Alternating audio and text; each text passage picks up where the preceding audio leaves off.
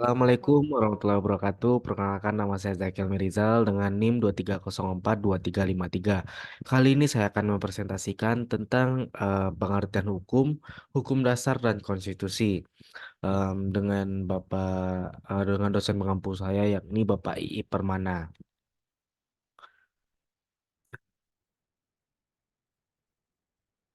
Pembahasan-pembahasan yang akan saya bawa yang pertama ada pengertian hukum, yang kedua ada dasar hukum dan konstitusi, yang ketiga ada hukum sosial dan masyarakat.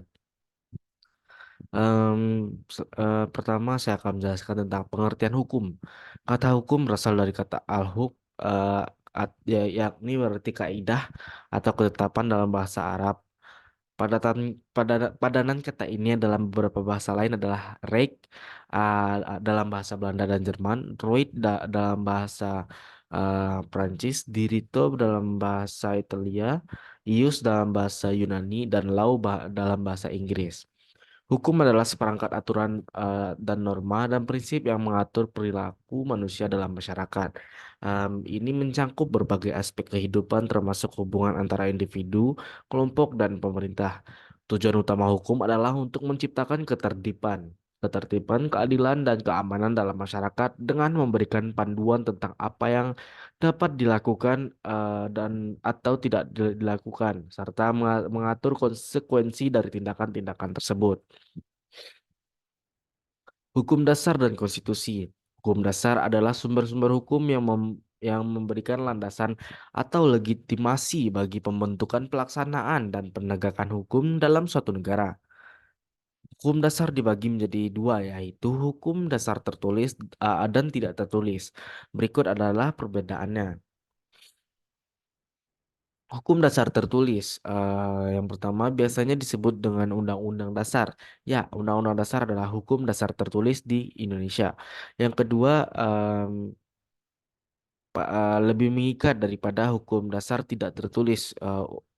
Hukum dasar tertulis ini lebih mengikat, lebih kuat daripada hukum tidak tertulis. Yang ketiga, merupakan bagian dari konstitusi. Yang keempat, merupakan sumber dan dasar bagi norma hukum di bawahnya. Selanjutnya hukum dasar tidak tertulis. Em, yang pertama disebut dengan konvensi ketatanegaraan. Yang kedua, yakni bersifat konvensi yang artinya yang pertama ada kebiasaan yang berulang kali dalam praktik penyelenggaraan negara, em, tidak bertentangan dengan undang-undang dasar, diterima oleh seluruh rakyat. Selanjutnya ada hukum dasar konstitusi. Sumber-sumber dasar hukum dapat beragam antara satu negara dan negara lainnya.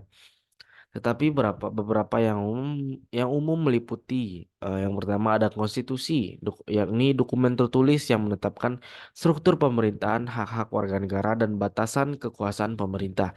Yang kedua ada undang-undang, yakni peraturan yang dibuat oleh badan legislatif.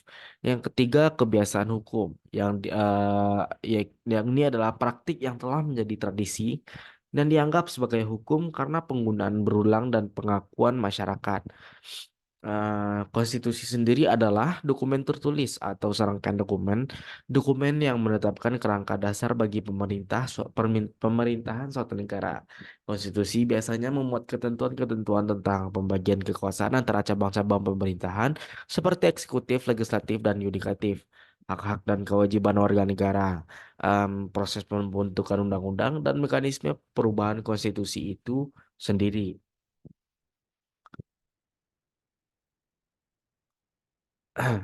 Hukum dan sosial masyarakat. Hukum dan sosial masyarakat ada yang adalah suatu sistem hukum yang merupakan pencerminan daripada suatu sistem. Hubungan antara hukum dan masyarakat dapat dijelaskan dalam beberapa cara, yakni pengaturan perilaku, yang kedua penegakan hukum, yang ketiga perubahan sosial, dan yang keempat hukum adat dan tradisi. Terima kasih Bapak Permana. Em, Hanya segitu yang dapat saya sampaikan. Mohon maaf kalau ada kata-kata yang salah. Saya Zakil Merizal, pamit undur diri. Assalamualaikum warahmatullahi wabarakatuh.